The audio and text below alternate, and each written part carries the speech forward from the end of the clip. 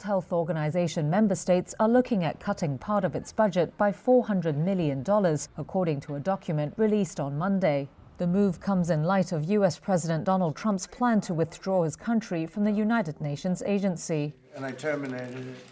Opening its annual executive board meeting on Monday, WHO Director General Tedros Adhanom Ghebreyesus defended its work and recent reforms. He also again called on the U.S. to reconsider its exit. We believe in continuous improvement, and we would welcome suggestions from the United States and all member states for how we can serve you and the people of the world better.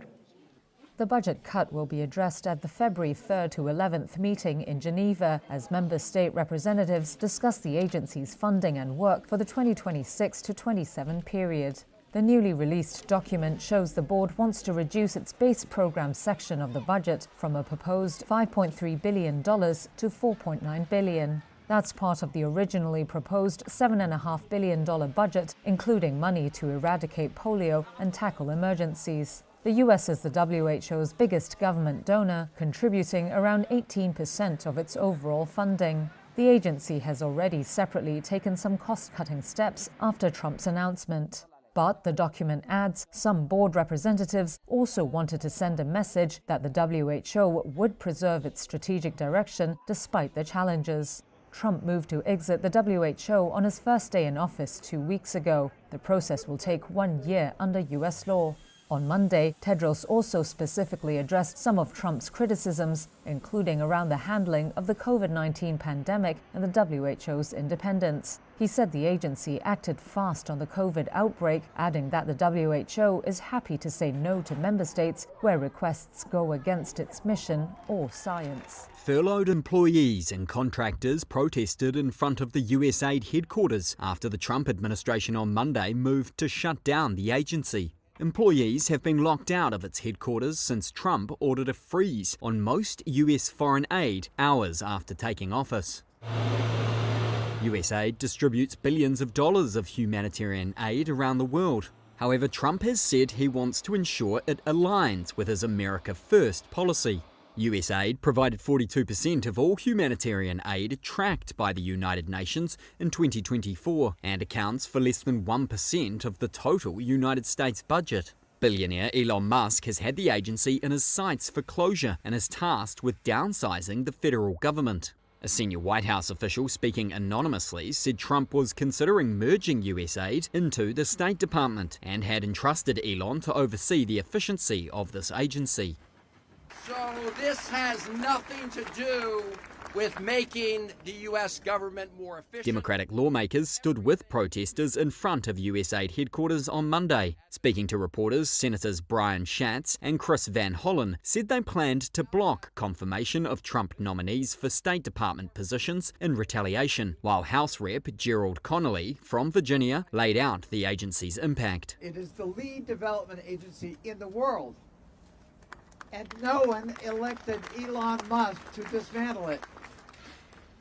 We are going to fight in every way we can, in the courts, in public opinion, with the bully pulpit, in the halls of Congress, and here at AID itself. US Secretary of State Marco Rubio told reporters in San Salvador he was now the acting head of USAID, calling the agency completely unresponsive. Their attitude is we don't have to answer to you because we are independent, we answer to no one. Well, that's not true, and that will no longer be the case. Meanwhile, Noam Unga, an analyst with Washington think tank CSIS, believes the move could come at the cost of the US position in the world. So the US is actually currently involved in an intense and intensifying competition, a geostrategic competition, largely with China, but also with other adversaries around the world. It actually could have the effect of ceding the battleground or ceding the playing ground, if you will, and others will very enthusiastically fill that void. The State Department issued worldwide stop work directives after Trump's freeze order, with the exception of emergency food assistance. U.S. President Donald Trump backed away from his threat to impose a steep 25% tariff on Canada for 1 month, according to Canadian Prime Minister Justin Trudeau.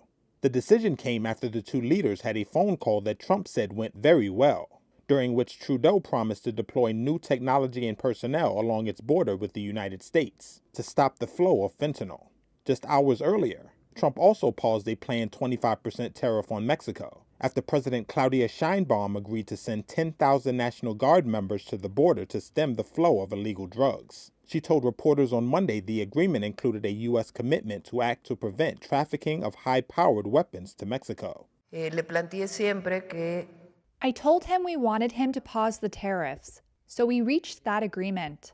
But I also explained to him that the amounts of high-potency weapons that enter from the United States into Mexico is a serious issue. Trump said Mexico sending soldiers to the border would stem the flow of narcotics, fentanyl in particular, as well as curb illegal immigration. He asked me how long I wanted to pause tariffs. I said forever. He told me, how much time? I told him a month. But I'm sure that during this month, we'll be able to deliver good results for his people and the people of Mexico. Trump said the month-long suspension would be used to engage in further negotiations. U.S. tariffs on Mexico, Canada, and China had been set to take effect at midnight on Tuesday. China on Tuesday announced a wide range of measures targeting U.S. businesses, including Google, as well as farm equipment makers and fashion brand Calvin Klein's owner. The news came minutes after additional U.S. tariffs on Chinese goods took effect. The measures were announced as Beijing also slapped tariffs on some U.S. products such as coal and gas. It was something of a rapid response to the new duties on Chinese goods imposed by Donald Trump and marks escalating trade tensions between the world's two biggest economies. China's Commerce Ministry said it put PVH Corp, the holding company for brands including Calvin Klein and Tommy Hilfiger, and U.S. biotechnology firm Illumina on its unreliable entity list. Companies added to the blacklist can be subject to fines and a range of other sanctions. These include a freeze on trade and revocation of work permits for foreign staff. Separately, China's State Administration of Market Regulation said Google was suspected of violating the country's anti-monopoly law and said it initiated an investigation into the company in accordance with the law. Google products, such as its search engine, are blocked in China, but it works with local partners such as advertisers in the country. Google, PVH and Illumina did not immediately respond to requests for comment outside regular U.S. business hours. The billionaire appointed by Donald Trump to shrink the U.S. government said on Monday he aimed to shutter the globe's premier foreign aid agency. Elon Musk, the founder of Tesla and SpaceX and the owner of the X social media platform, gave an update where he said the United States Agency for International Development, or USAID, was, quote, beyond repair. USAID is the world's largest single donor. In fiscal year 2023, the U.S. dispersed $72 billion of assistance worldwide on everything from women's health in conflict zones to access to clean water and HIV/AIDS treatments. It was the source of 42% of all humanitarian aid tracked by the United Nations in 2024 and has a staff of more than 10,000 people. Trump has ordered a global freeze on most U.S. foreign aid as part of his America First policy. Field hospitals and Thai refugee camps, landmine clearance in war zones, and drugs to treat millions suffering from diseases are among the programs at risk of elimination. USAID also sends rescue workers to assist when disaster strikes around the globe. Trump has assigned Musk to lead a federal cost-cutting panel. Speaking broadly about cost reductions, Musk estimated the Trump administration can cut $1 trillion from the U.S. deficit next year. And he asserted that, quote, professional foreign fraud rings are stealing vast sums by masquerading as or creating fake digital U.S. citizens. Musk did not offer any evidence to support his fraud claim or explain how he reached the amount of $1 trillion. Targeting USAID follows on concerns about Musk's access to the U.S. Treasury system, first reported by the New York Times, that sends out more than $6 trillion per year in payments on behalf of federal agencies. That system contains the personal information of millions of Americans who receive Social Security payments, tax refunds, and other money from the government.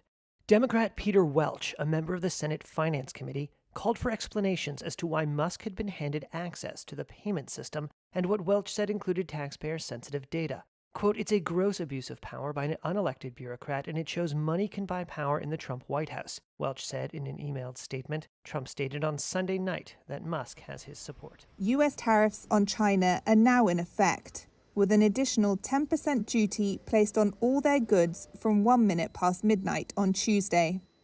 China retaliated within minutes, with its finance ministry announcing it will apply a 15% tariff on US coal and liquefied natural gas on February 10th, as well as an additional 10% on crude oil, farm equipment, and some vehicles.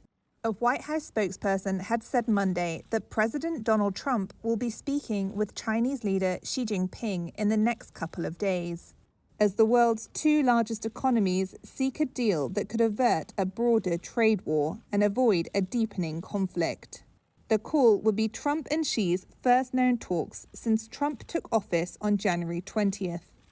On Saturday, Trump ordered sweeping tariffs on goods not only from China, but also Mexico and Canada. Part of demands they stop the flow of illegal fentanyl, a leading cause of drug overdoses in the US. Trump backed away from his tariff threat against Mexico and Canada on Monday after speaking to leaders of both countries. Before China's Lunar New Year holiday, a foreign ministry spokesperson insisted that Beijing has always firmly safeguarded its national interests, but signaled an openness to talks. On this issue, we have repeatedly expressed China's position. We always believe that there are no winners in trade wars and tariffs. On Monday, Trump threatened to further ramp up tariffs on China. He described Tuesday's tariffs as an opening salvo.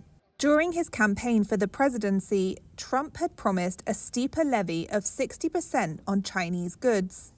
The US has said China is the primary source of the precursor chemicals synthesized into fentanyl by drug cartels in Mexico.